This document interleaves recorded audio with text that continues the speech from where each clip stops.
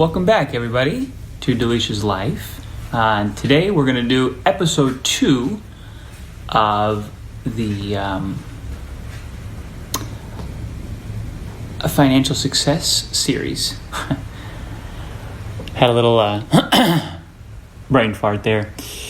So today's episode is about staying disciplined. So just to review, the first episode was about being honest. If you're starting with this video for some reason or another, instead of starting with number 1, just to give you a quick recap, this is going to be a multi-part series, multi-episode series, looking like it's probably going to be about 4 right now. It's going to be about, this is just my personal advice of how to have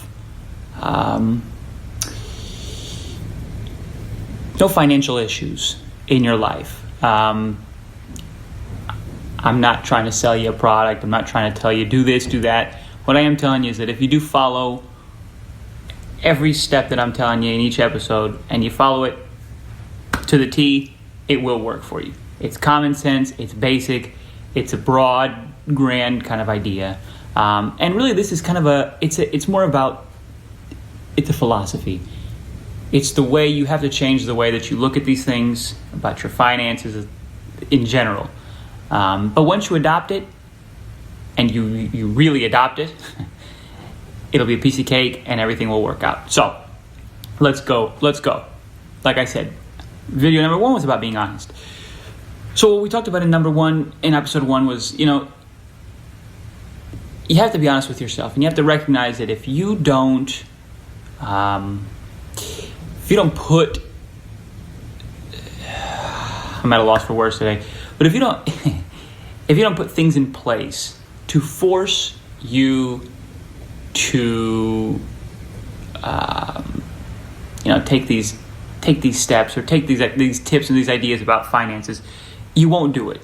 I gave the example about, let's say, taxes. For example, you may say to me, "Oh, well, I want to save $500 a month." Great, but I told you in episode 1, and I'll tell you again.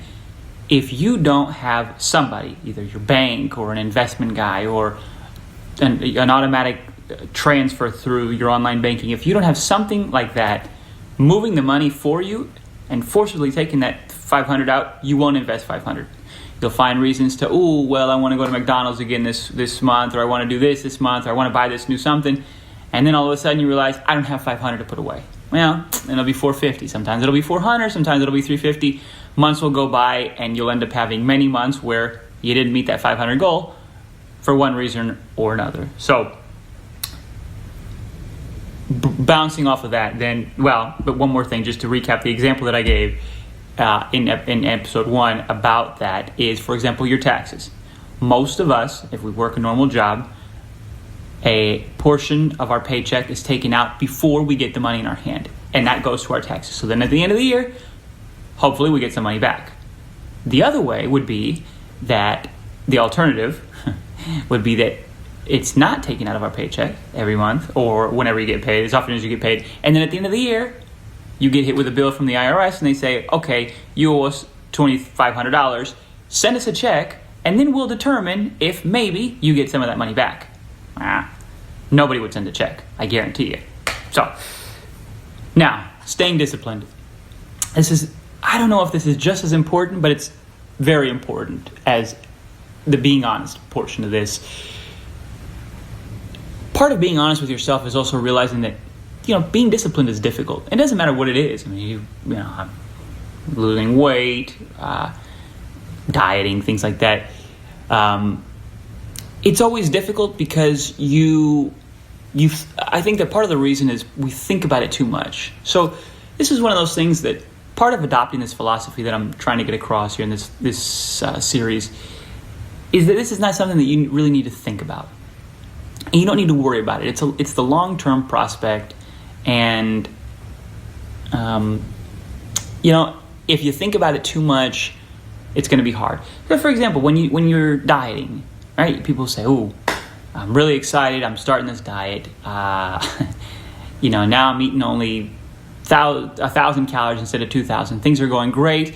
I'm gonna look at the scale every week. I'm gonna look at the scale every few days, and whatever the case may be. What happens is you're putting too much emphasis on it. Your brain is focused on that, and then you won't allow time to go by. So what'll happen is after a couple weeks, maybe you lost a couple pounds. You'll be so happy that you'll treat yourself. Well, the problem begins right there. If you take the advice that I suggested in the first video about having the money that you want to save or invest automatically be taken out of your account without you having to do it manually, that also makes staying disciplined a lot easier. Because what will happen is you won't think about it day in, day out. What I'm asking, or what I suggest, is that you trust that philosophy and you trust that concept, and you have it start, and then you go about your daily life. Sure, you're going to be living with a little bit less. That's the idea. But so at first you're going to think about it. You're going to say, "Oh man, this is a little difficult. Now I got a little bit less." But pretty soon, after a few weeks, after a few months, couple months, you won't even remember what it was to have that extra money. You will be giving yourself less money to play with, but that's a good thing. So then another thing to think about is, you have less money to play with, and once you get into this mold of learning to live with that 500 less, let's just keep using that same number, learning to live with that 500 less, then you make adjustments in your life, you won't look at things the same way. And if you don't have, today, a lot of people ask to each other or whatever, how much disposable income do you have? Well, after I pay my bills and I do this, I have about 200 left over. I have about 500 left over. Well, some time ago I read a comment or something by somebody, and they were saying, there really is no such thing as disposable income. That concept in itself is fallacious. It's erroneous, because money's not disposable. There's always something better that you can do. So if you tell me, I got $200 at the end of the month for miscellaneous expenses, well, okay. Now I would say, fine. How many of those, let's say $200 worth of miscellaneous expenses do you have to do? Now you go to the movies all the time, let's say once a week or 3 times a week, or you go eat out every night. Well, okay, great. But you don't need to eat out every night. You don't need to whatever. So I would say, look to the long term, have the money taken out, and let time go by.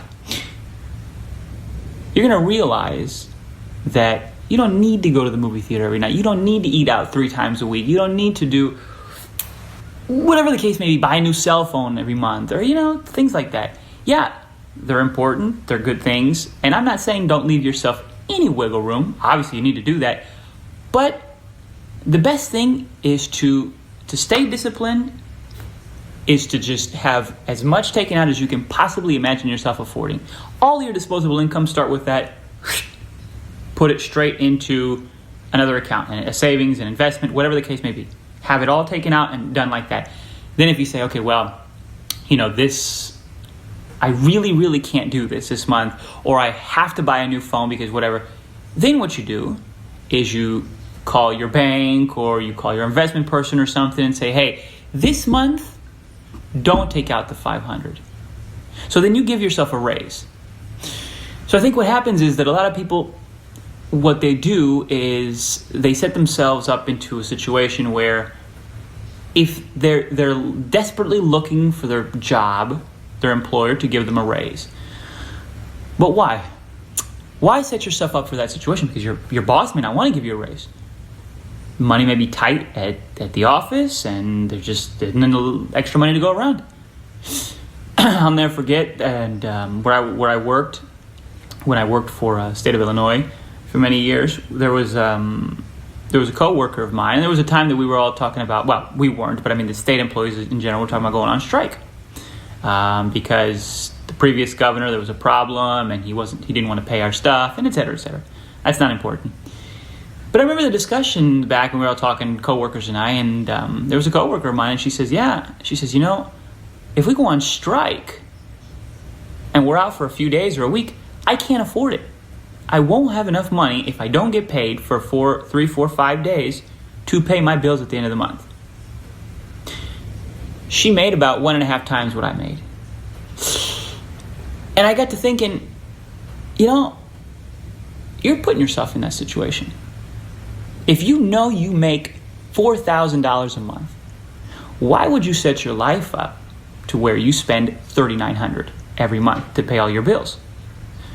Certain bills are chosen, other things are obligations. Your child is an obligation. Obviously, if he needs new clothing, if she needs a new stroller, there's no ifs, ands, or buts about it, obviously.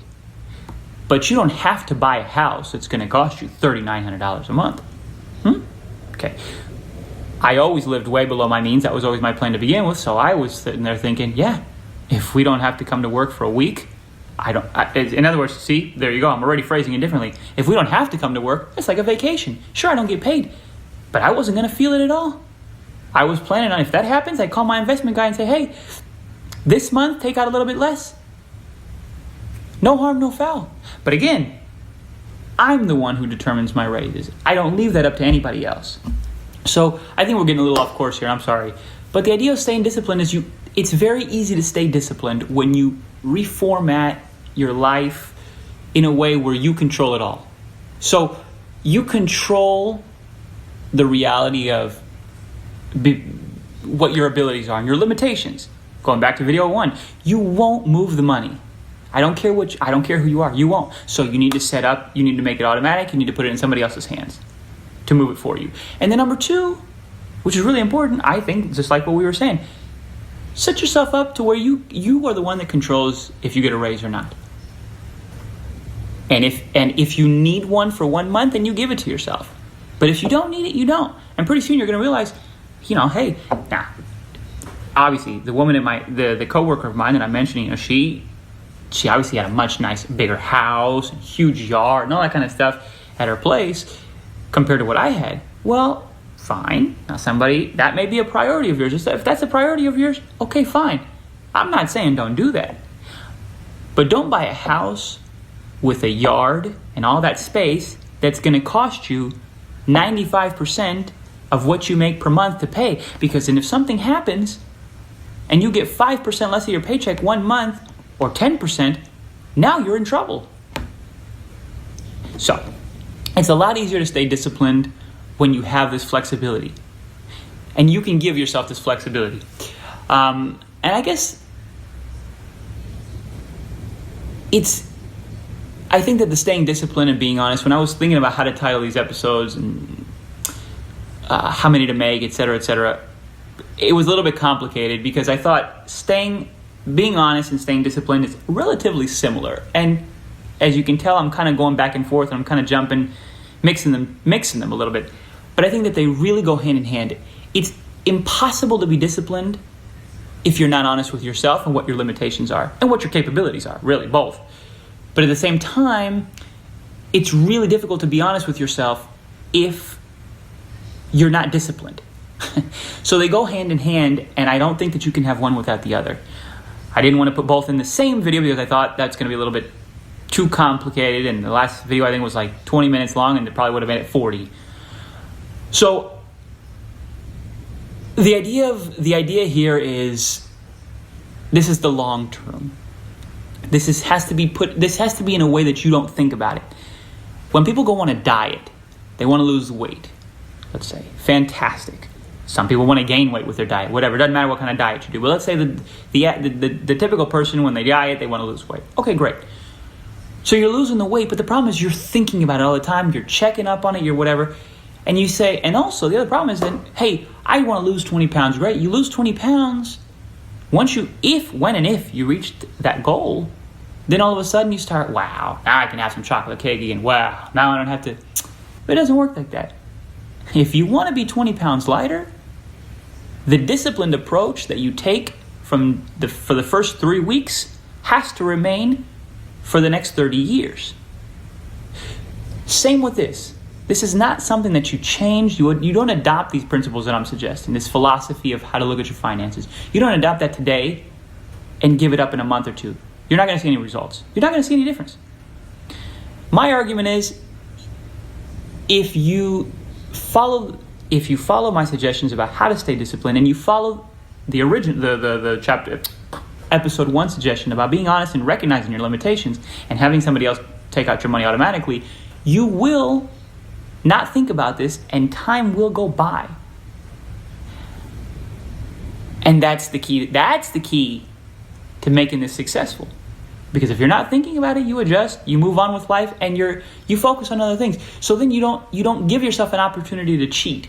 You don't give yourself an opportunity to pat yourself on the back. You know when you pat yourself on the back? In 10 years, when you say, I don't want to work here anymore, or now I want to do something else, I want to take a vacation, I wonder how much money I have, or I wonder how much, then you look at your investments. Or, now this big life change is coming up, it's going to cost some money. Let me go and look at how much money I have. After 10 years of following what I'm saying, 500, let's going back to the same number, $500 forcibly taken out of your account and put into a savings account or put into an investment account over 10 years at 6%, whatever. I'm not going to say, I don't know the math off the top of my head, but my point is you're going to be pleasantly surprised how much you have. But if you look at this the other way around and you say, I want to reach this goal, 500, and you're looking at it every single month, you're never going to reach it. You will, but you're never going to reach it because you're going to see it every month. You're going to drive yourself crazy. You're going to get anxious. No, you can't do it that way. This is something you don't think about. This is something you put to the side, and has to be in the background. So let's wrap this up here because I don't think there's much more to say, and I don't want to get too redundant and too boring. So remember that staying disciplined is equally as important as being honest. You cannot have one without the other. This is a long-term, life-changing philosophy. This is not a suggestion like, if you put your money in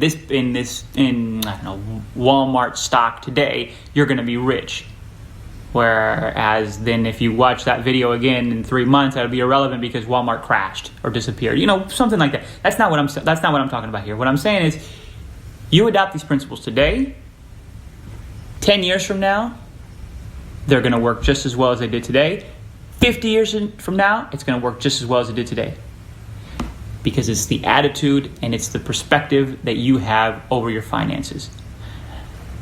And if you adopt video 1, episode 1, today's, and the following 2 suggestions and everything that I give, if you adopt all that together, but you don't stay disciplined, it's not going to happen. You have to be disciplined, and to do that, you have to put this in the background. It has to be something that you don't think about, and you make it in a way where you control your finances, not anybody else. If you need a raise, you give it to yourself. But if not, you give yourself a pay cut, and you learn to live with that pay cut. And you will. I promise you will. And you only cut, obviously, what you can cut. Let me make that clear.